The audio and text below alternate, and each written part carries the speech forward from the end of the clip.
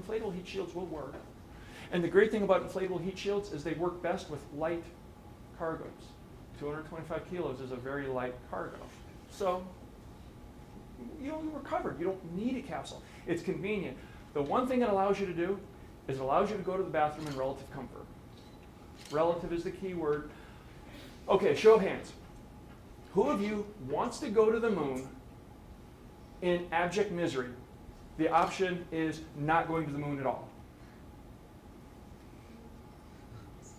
Okay? All right, hey, David, get a clipboard, get their names. See, that's the point. There are some people who are willing to make that trip no matter how miserable it is, rather than not. And those are the people we're looking for up front. We're looking for the people who would climb Everest the second time because it was fun. Okay?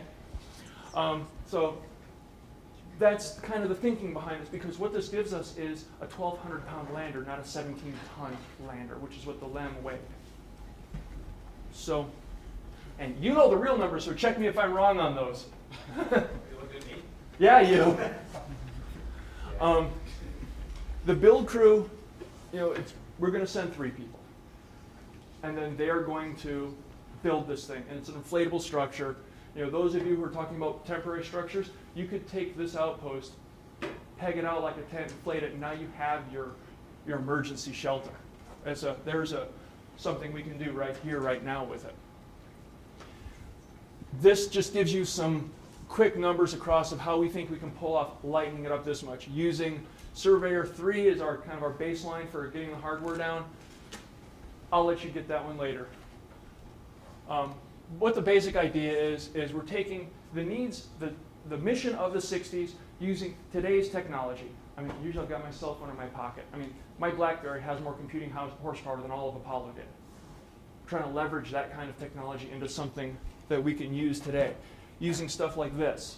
This is an honest-to-God, liquid-fueled bipropellant engine. It has flown multiple times. This thing is reusable.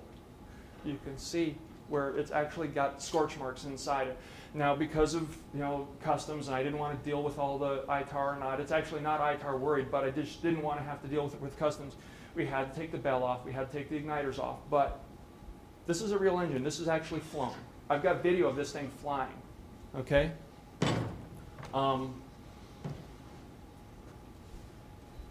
Once we get this thing going, one of the things that I keep on getting asked is, why are you doing this? Well, we're going to go to the moon. Isn't that cool enough? But why?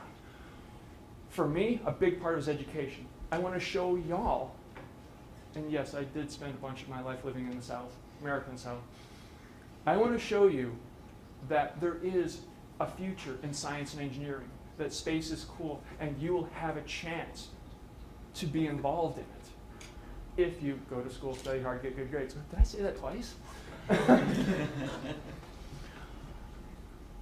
But a big chunk of what we want to do is educational. We want to do public outreach. All of our mission training will be open to anybody. Go to the website, it's there. All kinds of opportunities for people to participate. The science team is open to everybody. The engineering team is open to anybody.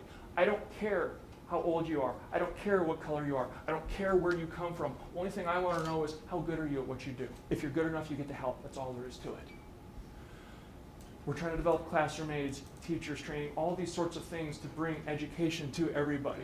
And all the data we bring back is available to everybody. It's your moon, it's your mission. Get involved, okay? Now this is where it's going to have a little bit of fun here.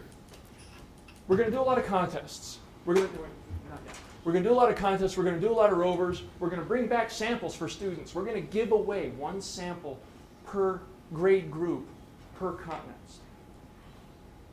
How cool is that? You have a chance of winning a sample. Is that cool? I guess it's not that cool. I thought it was cool. We're working on a couple of reality shows and a couple of educational shows right now. We've got a television producer in LA who's working really hard at it. Movies, books, magazines, and then there's some really cool demonstrations. Who would like to play with these? You want to hear some good news? You're going to get to in about 5 minutes. That's what that beeping's about. That's what he's standing here for. When this thing happens, You are going to get to run these things using that controller and that display in about 5 minutes. That's why I'm trying to be in a hurry. Now you understand. We have some slogans. You know, your moon, your mission, get involved. Okay, that stands on its own. Because we waited long enough, that's the official motto. Do we understand that one? I'll let you, this one's my personal one. It's what I wear on my shirt. And it means, you know, it's Latin, but what it means is obviously fortune favors the bold. And that's the trick. This is a bold mission. And we have to be bold. Because I saw a really great presentation last week.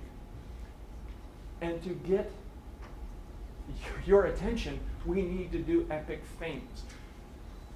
And looking at the, sending probes to the planets is cool, but it's become commonplace. Now we need something epic. Now we need something truly just special, and that's what we're hoping to do with this. What does open mean? You know, I'm going to leave that one till later, because you want to play with rovers, don't you?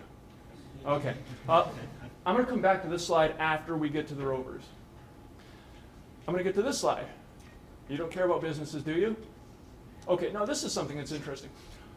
How can we get away with doing this open, giving away all of our data?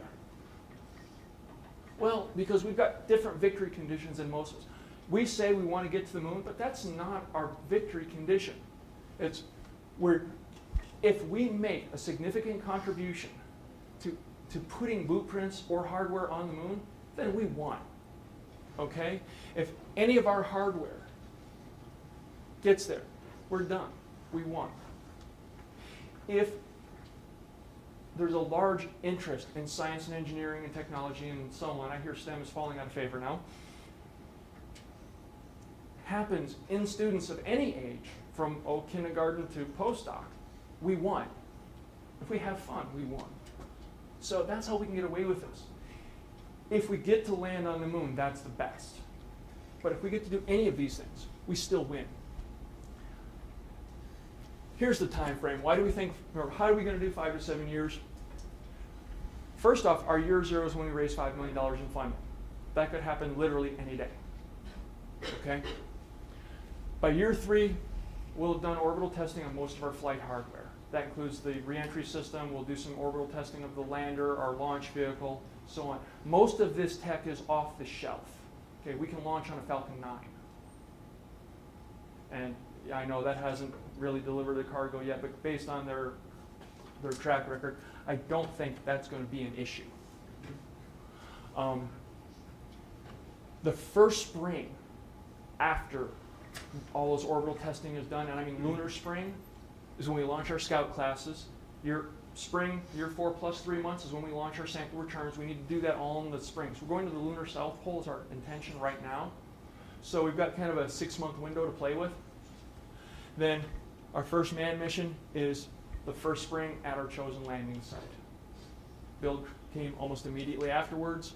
6 weeks after that, we shake down the outpost. 3 months after that, we call it done. And then go to work. That's the plan. It seems ambitious. Someone prove to me it's not doable. So that's the idea in a nutshell. And I know I ripped a bunch out of it. I'll get back to those details once we start playing, because I presume that's where you really are right now. Where do we go next? What do we do tomorrow? Because we talked about today. What are we going to do tomorrow? Today we had a good time. Today we learned a lot. Today we did some great presentations. What do we do tomorrow? What we need to do is we need to do business development, fundraising, science planning, PR building. Oh, and yes, we might get some engineering in, because frankly, the engineering is the easy part of the problem. The hard part is raising the money, which is the business development, the fundraising, and so on, and the PR building. That's raising the money. That's the hardest part of the whole mission. That's so hard a part that even NASA doesn't know how to do that. And then along the way, we do some interesting things. In October, we are launching 2 satellites. We've got 2 femtosats, 2-inch square sats, as part of a constellation of 4 that we're also involved in. And they're going to use these very small space, or we call it just microspace techniques, to basically determine where these satellites are to each other. We're also going to do some cosmic ray flux testing. We're also going to do some magnetic density testing. 5-year orbits. These aren't just quick up and down hops. These are 700-kilometer orbits. They'll be up there for 5 years plus. all that while we're gathering this data. We will actually have hardware in the air in October. Who wants to get involved in that? All right, stay in school, get good grades.